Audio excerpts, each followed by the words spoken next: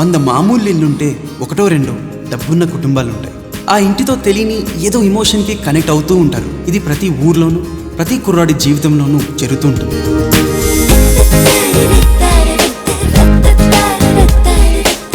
ఈరోజు సుబ్బుగారితో ఎలా అయినా నా లవ్ మ్యాటర్ చెప్పేయాలి.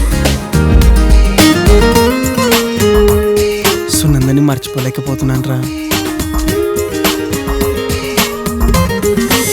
నీకు లవర్ ఉందా? బావగాడు కూడా మార్గదర్శిలో చేరాడు. ఓ క్రీమ్ బిస్కెట్ కొనుక్కున్నాడు. నీ చేపల పులుసు ఆగు, పైసగా కావాలన్నాగా పైసగా. ఫుల్ టైం కట్లు కడుతుంటాను, పార్ట్ టైం ఫ్లాట్లు కడుతుంటాను.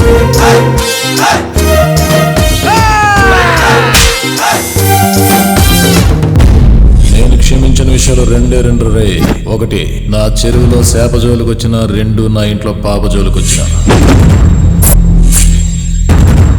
మనిషిగా పుట్టినందుకు అవసరమైతే ప్రపంచంతోనే పోరాడాలి. ఈ ప్రపంచంలో ఎవరి సిగ్నేచర్ వాడికి ఉండాలి రాజా. ఎక్కడ అవమానం జరిగిందో అక్కడే అభిమానం సంపాదించుకుంటాను. నువ్వు చేసిన పని ఫెయిల్ అయి ఉండొచ్చు, కానీ నువ్వు ఫెయిల్ అవ్వలేదు. ఇది ఎట్టి పరిస్థితుల్లో మృత్యుంజయ నాయుడికి తెలియకూడదు. మరి ఫార్మేట్ ఆడుతూనే పోవాలరా.